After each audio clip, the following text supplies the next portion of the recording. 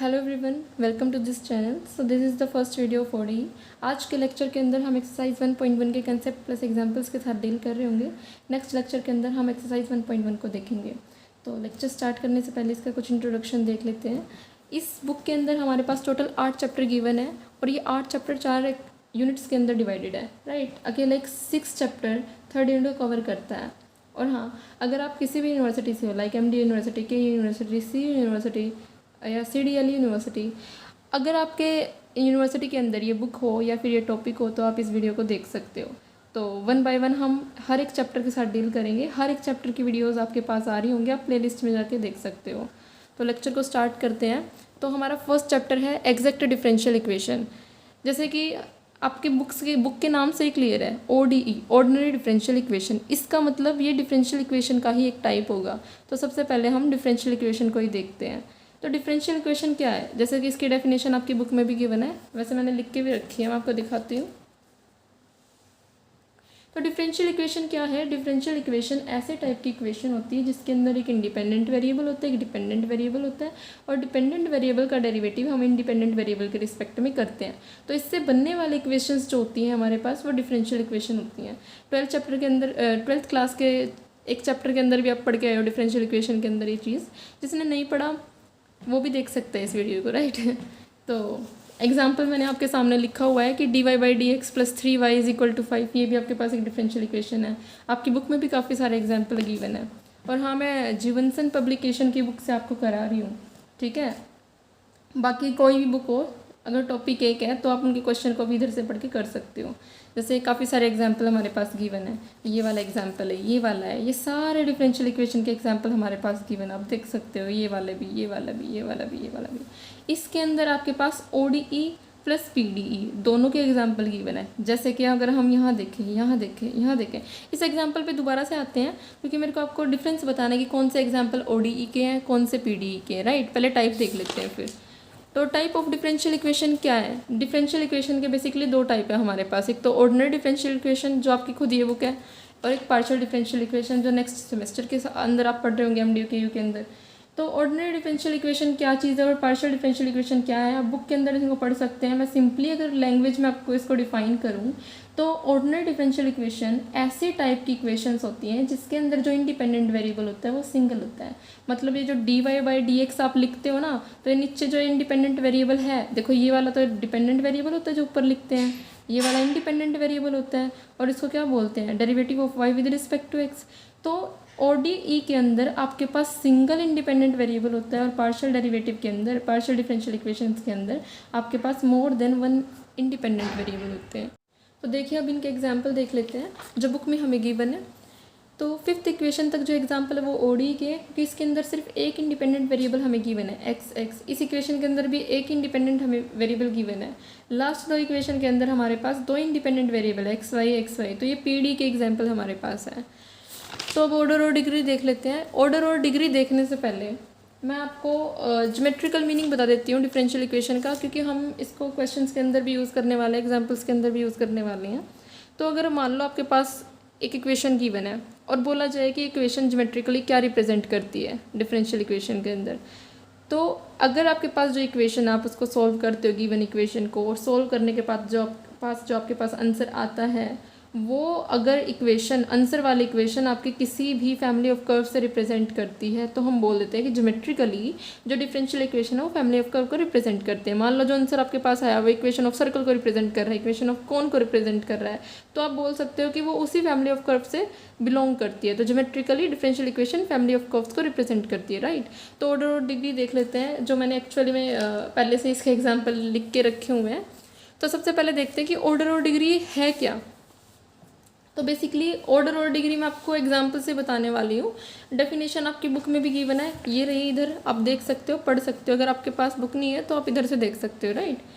तो एग्जाम्पल के थ्रू देखते हैं ऑर्डर और डिग्री क्या होता है। मान लो ये आपके पास डिफरेंशियल इक्वेशन गिवन है, तो इस डिफरेंशियल इक्वेशन के अंदर जो हायर ऑर्डर डेरिवेटिव होगा, डिफरेंशियल इक्वेशन आपकी first order, second order, higher order की एग्जिस्ट कर सकती हैं। जैसे आपके पास dy/dx है, इसकी पावर अंदर 1 भी हो सकती है, 2 भी हो सकती है, 3 भी हो सकती है, n भी हो सकती है। तो इस इक्वेशन के अंदर जो आपके पास हायर ऑर्डर डेरिवेटिव होगा तो उसके बीच में जैसे dy बाई डी एक्स के अंदर यहाँ पे हायर ऑर्डर डेरिवेटिव है 2 डिग्री 2 ऑर्डर का है, तो ये जो 2 इसके अंदर लिखा हुआ है ना, तो ये ऑर्डर हो जाएगा और इसी की पावर हमारे पास डिग्री हो जाएगी। तो ऑर्डर इसका हो गया 2 और डिग्री इसकी हो गई 2। और हाँ, ऑर्डर और डिग्री हर एक इक्वेशन का ज़रूरी नहीं एग्जिस्ट करे। ऑर्डर एग्जिस्ट करता है लेकिन डिग्री हर एक इक्वेशन के अंदर एग्जिस्ट नहीं करती। तो कब कब डिग्री एग्जिस्ट नहीं करेगी? आपके पास कोई भी इक्वेशन दे रखी है, ऑर्डर तो सभी का होगा, जो हाईएस्ट ऑर्डर वेरिएबल होगा उसका ऑर्डर ही आपके पास ऑर्डर हो जाएगा, लेकिन डिग्री ज़रूरी नहीं एग्जिस्ट करे। कब कब नहीं होगी? जब आपके पास इक्वेशंस के अंदर डेरिवेटिव आपस में मल्टीप्लाई दे रखे हो, या डेरिवेटिव्स फ्रैक्शनल पावर के अंदर हो, या फिर डेरिवेटिव फंक्शन के अंदर गिवन हो। ये तीनों चीज़ें जो मैंने आपको भी बताई है ना, ये भी एग्जाम्पल के थ्रू देखते हैं। नेक्स्ट एग्जाम्पल यही है, जैसे कि आपके पास ये एग्जाम्पल दे रखा है, ये वाला। इसमें हाईएस्ट ऑर्डर वेरिएबल कौन सा है? ये है dy बाई डी एक्स, इसकी पावर 2 है इधर, तो इसका ऑर्डर तो 2 हो जाएगा, ऑर्डर 2 हो जाएगा, लेकिन इसकी डिग्री जो है वो नॉट डिफाइन हो जाएगी। क्यों हो जाएगी नॉट डिफाइन? क्योंकि देखो साइन एक फंक्शन है, साइन, एक्सपोनेंशियल, लोगेरिथम, ये सारे के सारे हमारे पास फंक्शंस होते हैं, अलजेब्रिक भी फंक्शन है। तो साइन के एंगल की जगह आपको ये दे रखा है, तो ये डिफाइन नहीं होगा। तो डिग्री डिफाइन नहीं होती जब भी फंक्शंस के अंदर डेरिवेटिव गिवन होता है। तो ऑर्डर तो 2 हो जाएगा, डिग्री डिफाइन नहीं होगी इसकी। जैसे ये एग्जांपल हमारे पास गिवन है, ये वाला एग्जांपल, इसके अंदर ये एक्सपोनेंशियल की पावर में दे रखा है, ये हाईएस्ट ऑर्डर डिग्री वेरिएबल, तो ऑर्डर तो इसका 3 हो जाएगा। देखो ऑर्डर इसका भी है 2, इसका भी है 3, लेकिन देखना हुआ है जिसका ऑर्डर हाईएस्ट हो। इसका ऑर्डर हाईएस्ट कितना, इसकी पावर है 3 हाईएस्ट, तो इसका ऑर्डर कितना हो जाएगा? ऑर्डर तो हमारे पास 3 हो जाएगा, लेकिन इसकी डिग्री नॉट डिफाइन हो जाएगी। लेकिन इसकी डिग्री जो है वो हमारे पास नॉट डिफाइन हो जाएगी। ये क्वेश्चन हमारे पास गिवन है। मैंने आपको सेकंड पॉइंट ये बताया था कि डिग्री तब नहीं डिफाइन होगी जब उसकी पावर हमें फ्रैक्शनल में गिवन हो, डेरिवेटिव की पावर फ्रैक्शनल में गिवन हो। तो इधर डेरिवेटिव की जो पावर है आपके पास वो 2/3 दे रखी है। तो सबसे पहले या तो इसकी पावर को हटाओ, फ्रैक्शनल को सॉल्व करो सिंपली पावर के अंदर। अगर ये नहीं होता सॉल्व तो फिर ये डिफाइन नहीं होगा। तो अगर मैं इसको सॉल्व करके, अगर मैं इसको पूरी इक्वेशन को मान लो इधर 3 से मल्टीप्लाई कर दूँ, इधर भी इसको 3 से मल्टीप्लाई कर दूँ, तो क्या बनेगा 1 + 4 dy बाई डी एक्स की पावर 2, और इधर क्या बनेगा 4 d² y by d x square की पावर 3।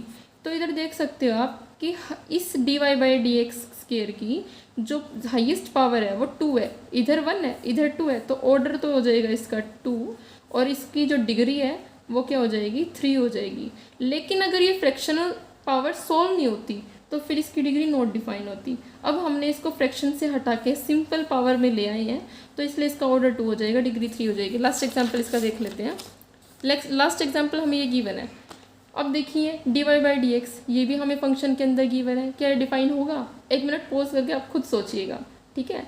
तो अब हम देखते हैं, अगर ये फंक्शन को, अगर हम इस dy बाई डी एक्स को फंक्शन से बाहर निकाल पाए तो ये एग्जिस्ट करेगी इसकी डिग्री। अगर ये इसके अंदर ही रह गया तो एग्जिस्ट नहीं करेगी।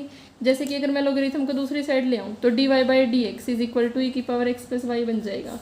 हाँ, वेरिएबल तो हो सकता है फंक्शन के अंदर, लेकिन ये डेरिवेटिव है ना, वो नहीं हो सकता। अब ये डेरिवेटिव फंक्शन से बाहर हो गया है, तो इसका ऑर्डर तो 1 हो जाएगा, और इसकी पावर कुछ नहीं है ना, तो डिग्री भी 1 हो जाएगी। ऑर्डर भी 1 और डिग्री भी 1। आई होप आपको ऑर्डर और डिग्री के बारे में क्लियर हो गया होगा। अब हम नेक्स्ट टॉपिक पे मूव करेंगे। और हाँ, ये जो हमने क्वेश्चन किया था ना, ये सेकंड वाला, इसके अंदर भी आप सोच रहे होगे साइन को उधर ले जाएं, लेकिन वो साइन इनवर्स बन जाएगा।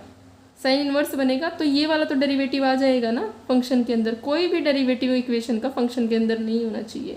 जैसे इसके अंदर sin x था, ये वेरिएबल के साथ मल्टीप्लाई ज़रूर है, लेकिन ये फंक्शन के अंदर डेरिवेटिव को नहीं ले रहा, तो इसीलिए इसके अंदर ऑर्डर डिग्री दोनों चीज़ एग्जिस्ट कर रही थी, इसके अंदर नहीं कर रही थी। तो नेक्स्ट टॉपिक के अंदर चलते हैं। तो देखिए, क्वेश्चंस को करने से पहले वर्किंग रूल देख लेते हैं। मान लो आपके पास इस टाइप की इक्वेशन गिवन है, राइट। तो सबसे पहले स्टेप आपने क्या करना है, यहाँ से पार्शियल डेरिवेटिव निकालना है। m का कर लिया m बाई कर ली y, कर लिया n बाई कर ली x निकालना है। अगर ये दोनों इक्वल आते हैं तो आपने इस इक्वेशन को, अगर फर्स्ट इक्वेशन लेट किया है, तो मेरे पास ये एग्जैक्ट डिफरेंशियल इक्वेशन हो जाएगी। मतलब अगर ये डिफरेंशियल इक्वेशन एग्जैक्ट बनानी है तो इसका partial derivative with respect to y, इसका partial derivative with respect to x equal आना चाहिए। अगर ये इक्वल आ गया और ये एग्जैक्ट बन गई तो आप इसका सॉल्यूशन फाइंड आउट कर सकते हो। तो सॉल्यूशन निकालने के लिए आपने ये करना है, इंटीग्रेशन करना है m का with respect to dx, and N का with respect to d y. लेकिन याद रखना है कि एम का इंटीग्रेशन करते वक्त आपने वाई का कांस्टेंट लेना है, एन की सिर्फ इधर से उठा के वही टर्म रखनी है जिसके अंदर एक्स ना हो।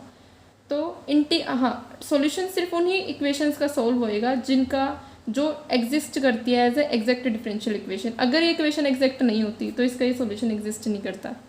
अब 1 बाय 1 क्वेश्चंस देखेंगे, एग्जांपल्स को देखेंगे, लेकिन इससे पहले मैं आपको कुछ बेसिक बता देती हूँ। अगर आपने 12th में पढ़ाया तो अच्छी बात है, वरना इधर से देख लीजिए, राइट। स्किप कर सकते हो अगर आपने पढ़ाया तो। मैं बताने वाली हूँ आपको डेरिवेटिव के बारे में कुछ चीज़ें।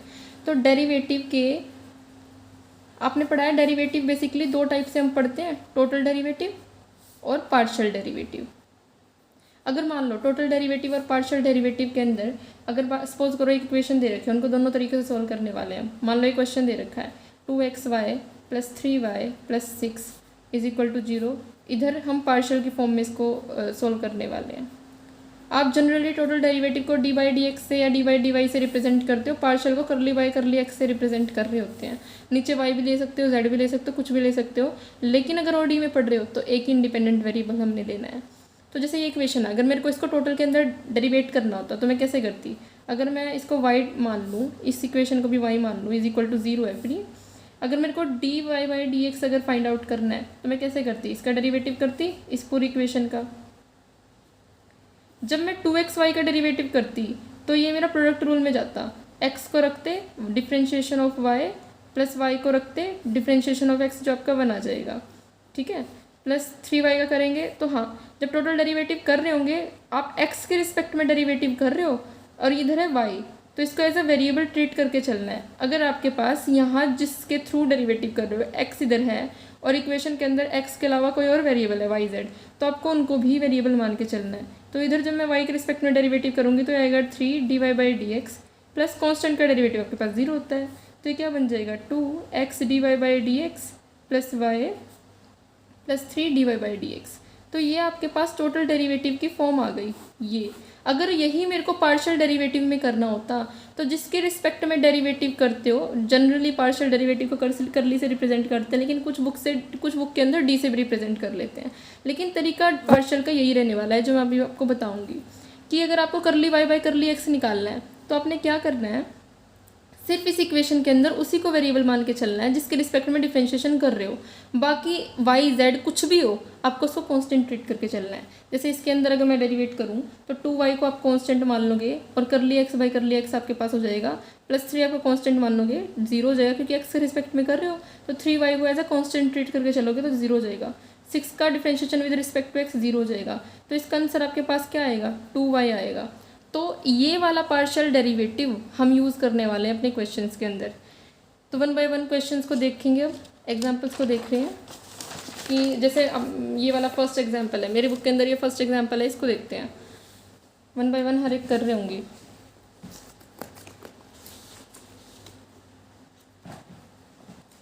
अगर मान लो आपके पास ये क्वेश्चन गिवन है, एग्जाम्पल नंबर 1 है मेरी बुक के अंदर, आपने अल्फ़ा की वैल्यू निकालनी है। तो इस सबसे पहले जो इक्वेशन गिवन है इसको फर्स्ट इक्वेशन मान लो।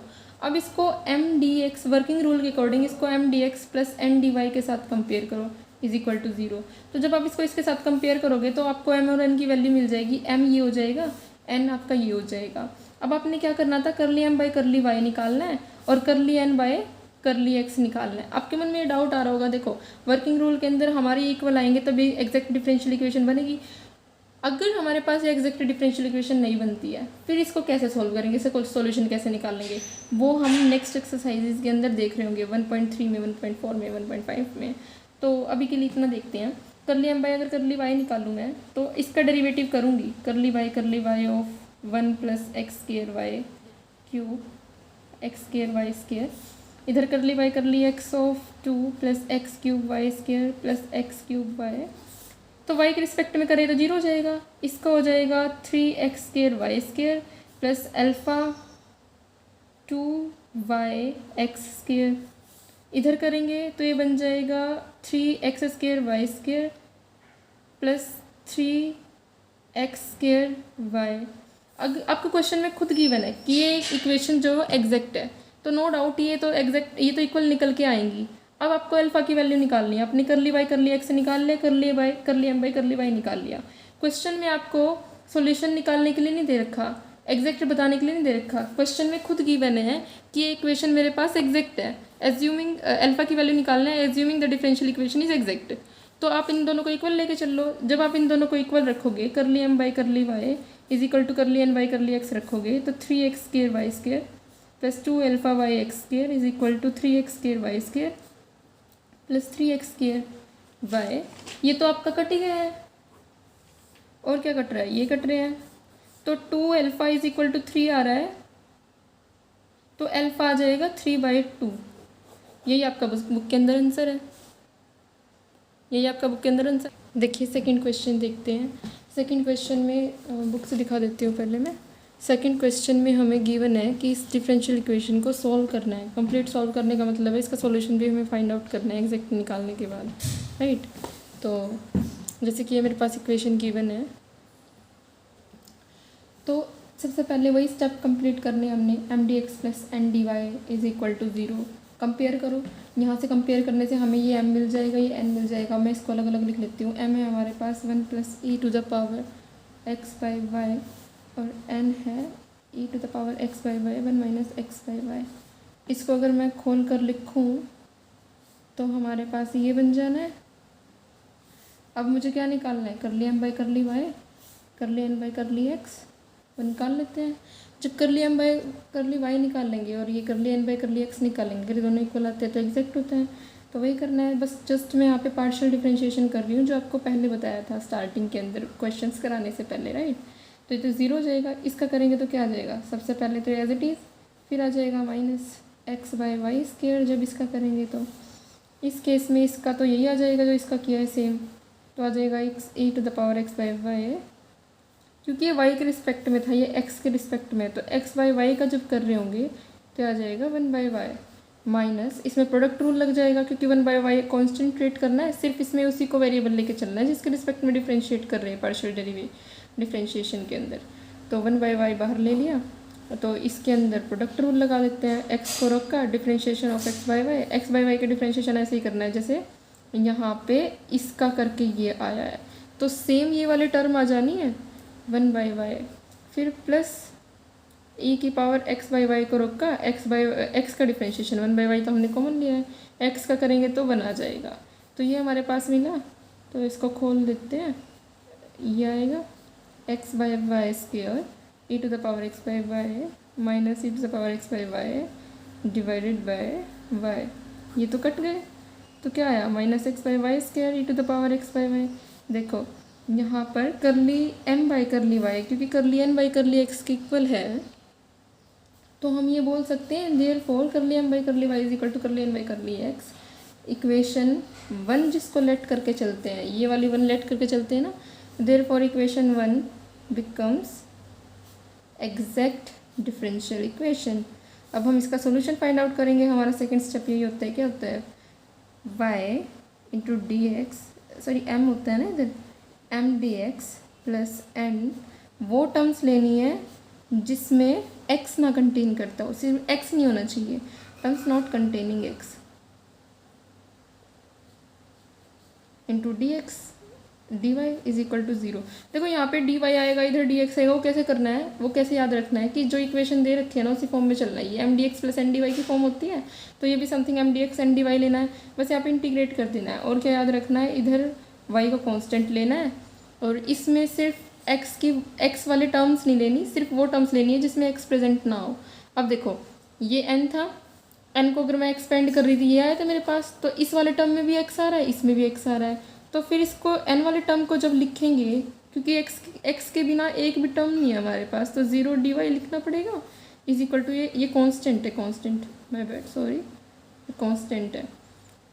तब इसको कर रहे होंगे तो m की वैल्यू क्या थी, ये m और n हमारे इधर से आए थे ना, ये m n था, तो m की वैल्यू ये है, तो इसको इधर पुट कर देंगे 1 plus e to the power x by y into d x.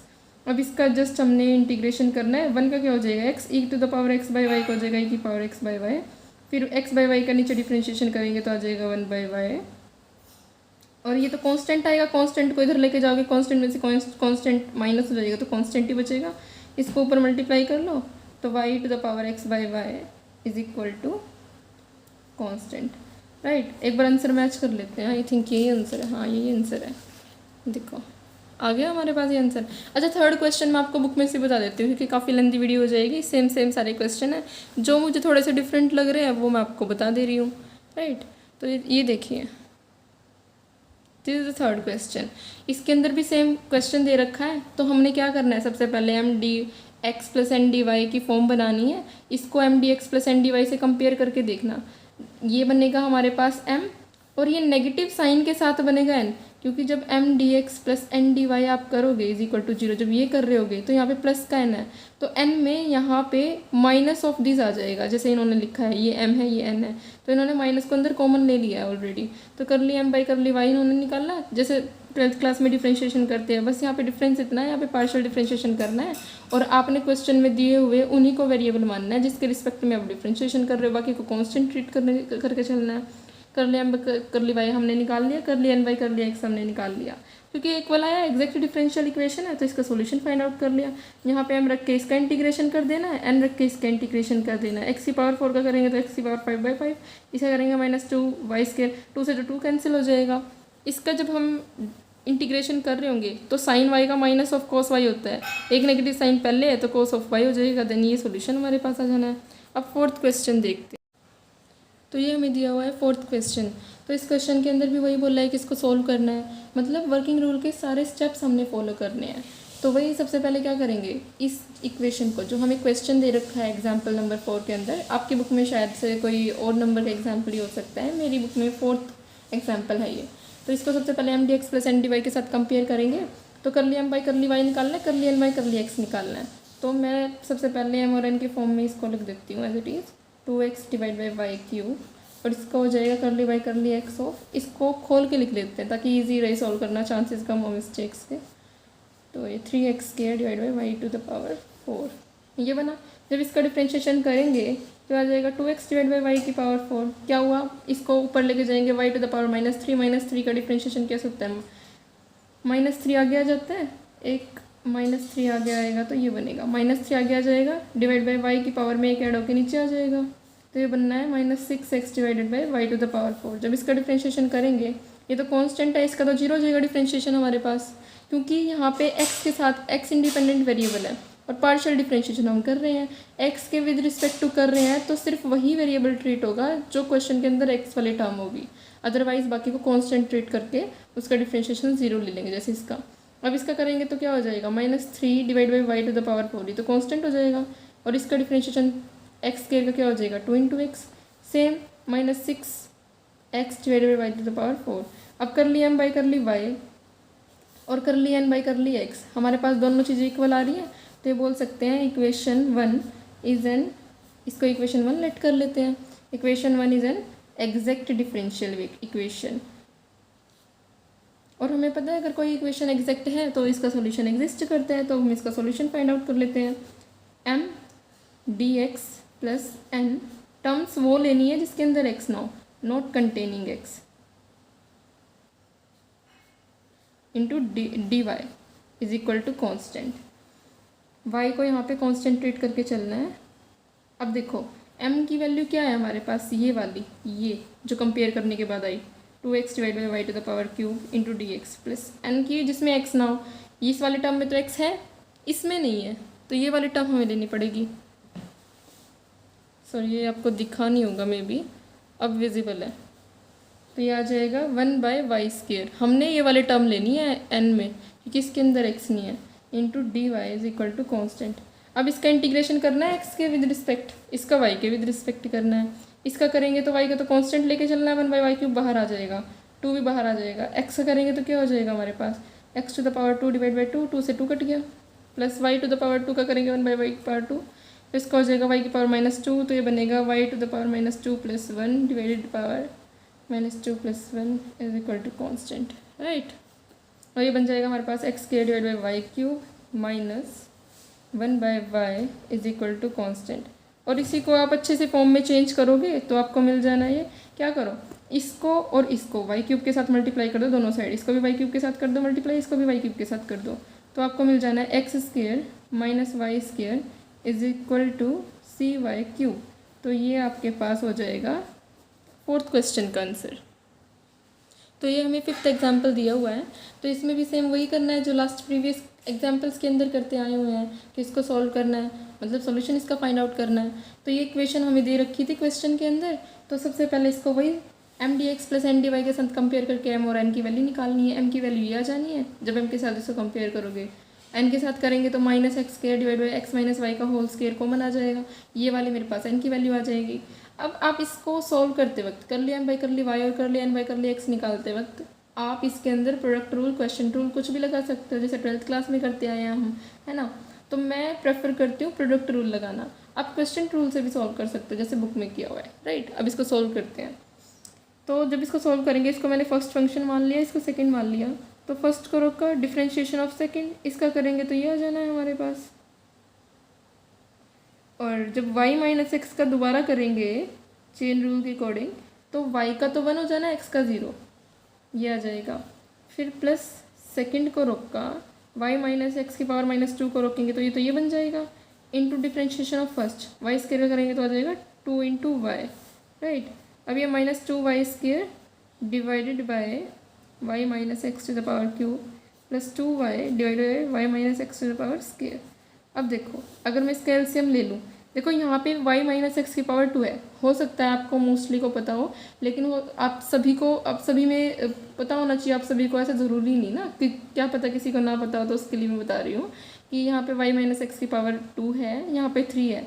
तो जब एलसीएम लेते हैं ना, तो जो हाईएस्ट पावर है ना उसको ले लिया करो, तो यहाँ आ जाएगा y माइनस एक्स की पावर क्यूब। जैसे कि मैं थोड़ा सा बताऊँ आपको कि इधर जैसे मान लो जैसे एलसीएम लेते हैं 1/4 प्लस 1/2 का एलसीएम लेना है हमने, शायद आपको दिख रहा होगा, थोड़ा विजिबल होगा। 1/4 1/2 का एलसीएम लेना है, इसको 1/2 की पावर 2 प्लस 1/2 ले सकते हैं। जब आप इसका एलसीएम लेते हो, लेके देख लो जैसे बचपन में लेते थे, 2 का 1 आ जाएगा, इसका 2 आ जाएगा, 2 1 और 1, तो एलसीएम में क्या आएगा 4 आपके पास आ जाएगा। तो ये 4 क्या है, अगर इसकी पावर 1 है, इसकी पावर 2 है, तो 2 की हाईएस्ट पावर ही तो है, तो हाईएस्ट पावर हमेशा एलसीएम में ले लेते हैं अगर सेम चीज़ नीचे गिवन है, बेस सेम गिवन है।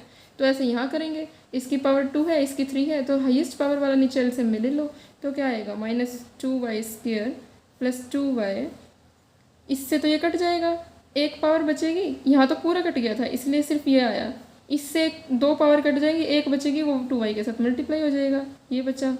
अब इसको सोल्व कर लेंगे, 2y square plus 2y square minus 2xy y minus x to the power cube, इससे कट गया, -2xy y माइनस एक्स की पावर क्यूब।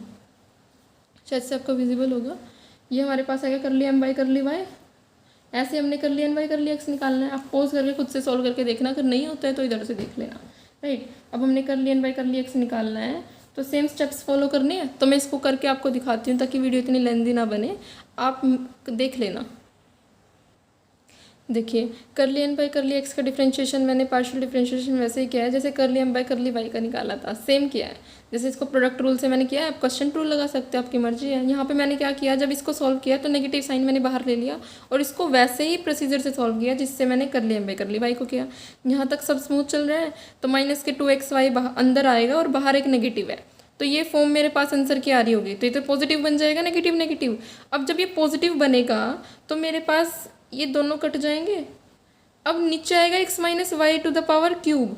अब जब मैं इसको y माइनस एक्स के फॉर्म में लगाऊंगी ना, इसको इस फॉर्म में लिखूंगी, तो एक नेगेटिव साइन बाहर कॉमन आ जाएगा। आप ये भी मान सकते हो अपनी मर्जी से, ये नेगेटिव और ये नेगेटिव था ना, जो मान लो आप ये भी बोल सकते हो इस नेगेटिव को आप अंदर ले गए, तो ये y माइनस वाई एक्स की पावर क्यूब बन गया और ये नेगेटिव नेगेटिव रह गया इधर। तो अब देखो कर लिया m बाई कर ली y और कर ली n बाई कर ली x आपके पास, क्योंकि इक्वल आ रहे हैं, तो equation 1 becomes equation 1, therefore equation 1 becomes exact differential equation. आपको पता है फर्स्ट इक्वेशन किसको लेके चलते हैं हम, इस वाले को।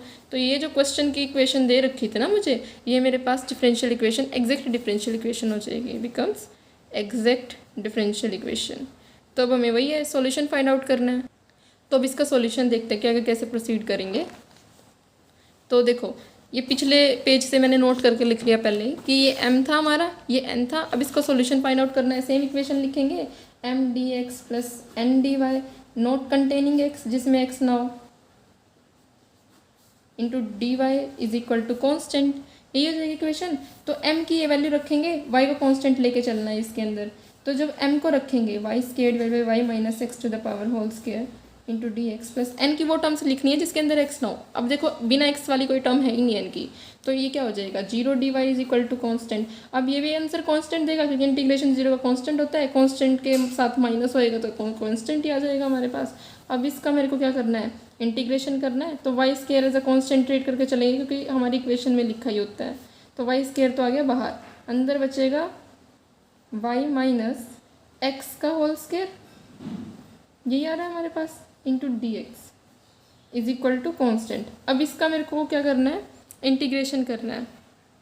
तो इसका इंटीग्रेशन कैसे करेंगे, सपोज मुझे इसका इंटीग्रेशन करना होता 1/a माइनस एक्स का whole square into d x, तो मैं कैसे करती, इसको ऐसे लिखती a माइनस एक्स की पावर -2, जैसे x की पावर n का इंटीग्रेशन करते हैं, जैसे इसका इंटीग्रेशन करते हैं वैसे इसका इंटीग्रेशन करेंगे। क्या करेंगे, इसकी पावर में -2, इसकी पावर -2 हो जाएगी, +1 ऐड कर देंगे, उसी से डिवाइड कर देंगे, और एक प्लस इंटीग्रेशन कांस्टेंट आ जाता है अगर लिमिट्स नहीं है तो हमारे पास। तो ये बनेगा -2 + 1 की वजह से। और हाँ, जब a माइनस एक्स का इंटीग्रेशन कर रहे होते हैं ना, तो नीचे डिफ्रेंशिएशन भी करना होता है हमने एक माइनस एक्स का, तो माइनस एक्स का डिफ्रेंशिएशन -1 आएगा। तो इसका जो रिजल्ट निकल के आएगा यहाँ से -1 तो पॉजिटिव हो जाएगा, और ये बन जाएगा 1/a माइनस एक्स प्लस सी, ये आने वाला है। अब देखो यहाँ पे a कांस्टेंट था, इधर वेरिएबल था, इसी यही कोई फॉर्म मेरे पास बन रही है, यहाँ कांस्टेंट है, y को कांस्टेंट ट्रीट करके चलेंगे, ऑब्वियसली लिख के आया है इक्वेशन में y is equal to constant लेके चलना है। तो कांस्टेंट माइनस वेरिएबल का स्केयर का मेरे को इंटीग्रेशन करना है, जैसे इसका किया है ना वैसे इसका हो जाएगा। यहाँ पे एक ही जगह बस y पुट कर दो, तो क्या आ जाएगा y square divide by a minus sorry a की जगह y माइनस एक्स, और इज इक्वल टू यहाँ पे कांस्टेंट आएगा प्लस कांस्टेंट उसको उधर लेके जाओगे, वही कांस्टेंट बन जाना है। अब y square is equal to c into y minus x, तो ये मेरे पास इसका आंसर आ जाना है। अब 6th क्वेश्चन पे चलते हैं। 6th क्वेश्चन के अंदर भी हमें वही सॉल्यूशन फाइंड आउट करके देना है। तो जैसे हमने 5th क्वेश्चन को किया है वैसे 6th क्वेश्चन के साथ डील करते हैं। सबसे पहले इसको m d x plus n d y, ये क्वेश्चन थोड़ी मैं स्पीड से करा रही हूँ तो आप देख लीजिएगा। तो m d x plus n d y is equal to 0 के साथ इसको कंपेयर करेंगे सबसे पहले, लेकिन ये m d x n d y के फॉर्म में गिवन ही नहीं है एक्चुअल में, तो सबसे पहले इसको कन्वर्ट कर लेते हैं इस फॉर्म में बनाने के लिए। तो इसको मैं ऐसे लिख सकती हूँ x d x plus y d y is equal to a square x divided by x square plus y square into d y minus a square y x square plus y square into d x. मैंने क्या किया, इसको दोनों के नीचे खोल दिया। अब x की टर्म एक साथ कंबाइन कर लेते हैं, y की एक साथ कर लेते हैं, ये x वाली डी एक्स वाली, ये डी एक्स वाली है, तो x plus a square by divided by x square plus y square, तो ये बन जाना है d x plus y minus a square x divide by x square plus y square into d y is equal to 0। अब इसको इस equation के साथ कंपेयर करते हैं, ये अपने पास m मिल जाएगा, ये अपने पास मिल जाएगा n, तो वही कर ली एम बाई कर ली वाई कर ली एन बाई कर ली एक्स निकालना है, कर ली एम बाई कर ली वाई और कर ली एन बाई कर ली एक्स निकालना है। इधर देखो इस वाले टर्म का डिफरेंशिएशन करेंगे तो 0 जाएगा, इसका करेंगे तो वही प्रोडक्ट रूल लग जाएगा, ए स्केयर को बाहर लेते हैं, कर ली वाई किसका कर लेते हैं y x square plus y square to the power -1 का। मैं प्रेफर करती हूँ प्रोडक्ट रूल को लगाना, आप क्वेश्चन रूल से भी कर सकते हैं सेम जैसे हमने 5th क्वेश्चन के अंदर किया हुआ है ना। अब यहाँ पे कर लिया एन बाई कर लिया एक्स करेंगे, ये टर्म का तो 0 हो जाएगा, इसका माइनस ए स्केयर मैं ऑलरेडी बाहर ले लेती हूँ, और कर ली वाई कर ली एक्स किसका हो जाएगा x into x square plus y square power -1 का। तो जल्दी से इसका डिफ्रेंशिएशन कर लेते हैं, ए स्केयर इसका हो जाएगा फर्स्ट को रखो डिफ्रेंशिएशन ऑफ सेकेंड, जैसे हम 12th में नहीं करते प्रोडक्ट रूल से वैसे ही कर रही हूँ, कुछ अलग नहीं है। सेकेंड का डिफ्रेंशिएशन प्लस सेकेंड को रखो डिफ्रेंशिएशन ऑफ 1y का करेंगे तो 1 ही आ जाना है, और इसको नीचे ला के लिखेंगे तो प्लस में पावर आ जाएगी इसकी, तो ये बन जाएगा ए स्केयर। अगर मैं इसको -1 को ऐसे लिख सकती हूँ ना, इसकी पावर -1 है, नीचे आके ये बन जाना है, तो जब इसका एलसीएम लूँगी मैं तो बनेगा यहाँ पे पावर 2 है, यहाँ पे पावर 1 हो जाएगी, नीचे आने के बाद पॉजिटिव बन जाएगा ये। तो अब एलसीएम में कौन सी आती है, बड़ी पावर आती है हमारे पास। अगर आपको मे भी ना ये स्टेप समझ में आया तो आप पीछे करके वीडियो को देख सकते हो। तो जब इसको कॉमन लूँगी तो ये तो बनेगा -5, और इसके साथ एक पावर तो कट जाएगी, ऊपर यही मल्टीप्लाई हो जाएगी plus x square plus y square. तो ये बन जाना है x square plus y square. और हाँ, यहाँ पे मैंने इसका तो डिफ्रेंशिएशन किया ही नहीं। जब इसका करेंगे डिफ्रेंशिएशन -1 तो आगे आ जाएगा, इसका करेंगे तो नीचे पावर 2 आ जाएगी। अब इसका x square plus y square का अगर दोबारा करेंगे, एक्स स्क्वायर का तो 0 हो जाएगा वाई के रिस्पेक्ट में, वाई स्क्वायर का आ जाएगा 2y, तो आएगा -2y स्क्वायर, ये बनेगा। अब इसको जब सोल्व करेंगे ए स्क्वायर तो बनेगा x square minus y square divided by x square plus y square की पावर 2। ये आ गया मेरे पास करली एम बाई करली वाई। अब ऐसे ही हम करली एन बाई करली एक्स निकाल लेते हैं। करली एन बाई करली एक्स क्या आ जाएगा, इसको मैं पहले सॉल्व कर लेती हूँ, आप फिर देख लेना। देखिए मैंने करली एन बाई करली एक्स पे वैसे ही निकाला है इधर, जैसे हमने करली एन बाई करली वाई निकाला था। कुछ नहीं किया है, जैसे इसके अंदर स्टेप सारे फॉलो किए थे वैसे इसके अंदर किया। मैंने प्रोडक्ट रूल से सॉल्व किया, माइनस स्क्वायर को कॉमन ले लिया, एक्स और x square plus y square का मैंने प्रोडक्ट रूल से इसको डिफ्रेंशिएट करके ले आए। तो करली एम बाई वाई करली एन बाई करली एक्स हमारे पास क्योंकि इक्वल है, तो equation 1 becomes exactly differential equation. उसके बाद आपने वही सॉल्यूशन फाइंड आउट करना है। तो हम डायरेक्ट सॉल्यूशन पे चलते हैं, वो लाइन आप लिख सकते हो अगर एग्जामिनेशन के अंदर करोगे, अभी तो रफली में आप खुद से कर लेना, राइट। तो ये हमारे पास सॉल्यूशन के लिए मैंने लिखा है, ये इक्वेशन यूज़ करते हैं। एम की और एन की हमारे पास ये वैल्यू निकल के आई थी, देखो ये एम था ये एन था, तो इसको मैंने इधर लिख लिया। इधर पुट करने के बाद ऐसा बन गया। अब जस्ट इसका इंटीग्रेशन करना है हमने, एक्स का इंटीग्रेशन करेंगे जब इसको खोल के, वाई का तो कांस्टेंट लेना है, तो आ जाएगा एक्स स्क्वायर बाई 2 प्लस जब ए स्क्वायर वाई और इसका करेंगे ए स्क्वायर वाई तो कांस्टेंट बाहर आ जाएगा, इंटीग्रेशन आ जाएगा x square plus y square into d x का, प्लस वाई का क्या हो जाएगा y square by 2 is equal to c. अब इसका इंटीग्रेशन कैसे करेंगे इस टर्म का, वाई तो कांस्टेंट है इधर, इस टर्म में वाई तो कांस्टेंट लेके चल रहे हैं। जैसे 1 by x square plus a square का हम इंटीग्रेशन करते हैं ना, वैसे इधर हो जाएगा। इसका इंटीग्रेशन क्या होता है 1 by a tangent inverse x by a plus c. जैसे हमारे पास ये फॉर्मूला होता है ना integration of 1 by x square plus a square का, ये आता है 1 by a tangent inverse x by a, बस ए की जगह वाई आ जाएगा। तो इसको जब सोल्व करेंगे x square by 2 plus a square by इसका इंटीग्रेशन आ जाएगा, जो इसका किया है बस ए की जगह वाई लिख देंगे, 1 by y tangent inverse x by y plus y square by 2 is equal to सी।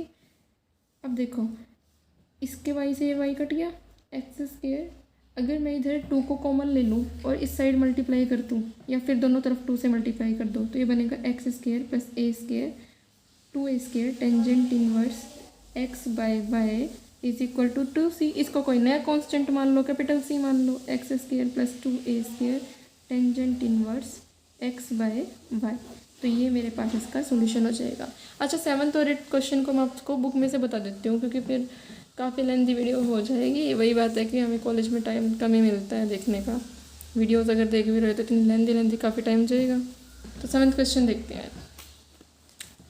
तो give geometrical meaning of the solution of the following differential equation. मैंने आपको स्टार्टिंग में बताया था कि ज्योमेट्रिकल मीनिंग क्या होता है किसी भी डिफरेंशियल इक्वेशन का। इसका मतलब ये है कि जब मैं इसको सॉल्व करूँगी, जो इक्वेशन मेरे पास निकल के आएगी वो जिस भी फैमिली ऑफ कर्व से रिप्रेजेंट कर रही होगी, तो वो उस इक्वेशन का ज्योमेट्रिकल मीनिंग हो जाएगा। एक क्वेश्चन ये दे रखा है, दूसरा क्वेश्चन ये दे रखा है। तो फर्स्ट क्वेश्चन को देखते हैं।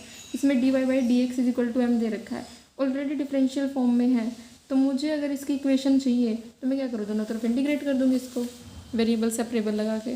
तो d y by d x is equal to m है, तो मैंने क्या किया इसको ऐसे लिख दिया, दोनों तरफ इंटीग्रेट करेंगे, एम बाहर आ गया, इसका एक्स बनेगा क्योंकि लिमिट्स नहीं है तो कॉन्स्टेंट ऑफ इंटीग्रेशन सी आ जाएगा। और हम सबको पता है that is the equation of straight line. ये इक्वेशन ऑफ स्ट्रेट लाइन है, तो ये इक्वेशन ऑफ स्ट्रेट लाइन की फैमिली से बिलोंग करती है। ऐसे सेकंड क्वेश्चन मुझे दे रखा था, तो वही मैंने वेरिएबल को सेपरेट कर लिया, वाई को एक तरफ ले लिया, एक्स को एक तरफ कर लिया, दोनों तरफ मैंने इसको इंटीग्रेट कर लिया।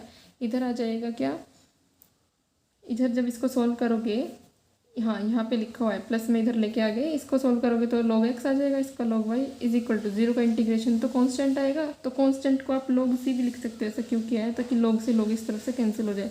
अगर मैं इसको जस्ट कांस्टेंट लिखती तो इधर log of x y is equal to constant आता। तो log की फॉर्म हटाने के लिए मैंने इस कांस्टेंट को log c मान लिया, log c भी तो एक कांस्टेंट होता है। तो यहाँ पे log of x y is equal to log c आ जाएगा, log से log कट गया, x y is equal to c। आप इधर से पढ़ सकते हो ये x y is equal to c आपकी फैमिली ऑफ हाइपरबोला से रिप्रेजेंट करता है इस चीज़ को। हाइपरबोला की इक्वेशन वैसे यही नहीं होती, लेकिन जो आपका रिजल्ट निकल के आया है ना, हाइपरबोला का स्पेशल केसेस के अंदर यही रिजल्ट निकल के आता है। तो इसलिए हाइपरबोला की इक्वेशन फैमिली ऑफ इक्वेशन से रिप्रेजेंट करता है हाइपरबोला के अंदर। ये लिखा भी हुआ है, आप इधर से पढ़ सकते हो, है ना। अच्छा 8th क्वेश्चन सिंपल है वैसे, जैसे अब तक करते हैं। इसमें थोड़ा सा डिफरेंट हो गया कि हमने mdx प्लस ndy की फॉर्म के साथ इसको कंपेयर नहीं किया, लेकिन ये सेम वैसा ही है। ये क्वेश्चन दे रखा था, इसको इस फॉर्म में चेंज किया। कंपेयर करेंगे mdx प्लस ndy से, mdx प्लस ndy से कंपेयर करेंगे तो ये तो m आ जाएगा, ये वाली चीज़ आपकी n आ जाएगी। जब इसको सोल्व करोगे तो मेरे पास m आ गया, n आ गया, कर लिया m बाई कर ली y निकालेंगे, कर लिया n बाई कर लिया x निकाल लेंगे। अगर ये इक्वल आ गए तो इसका मतलब ये एग्जैक्ट डिफरेंशियल इक्वेशन, इसका सॉल्यूशन एग्जिस्ट करेगा। m की वैल्यू रखी, n की वैल्यू रखी, तो इसको जब सोल्व करोगे आपके पास ऐसी इक्वेशन आ जाएगी। अब ये इक्वेशन किसकी होती है, सबको पता होता है।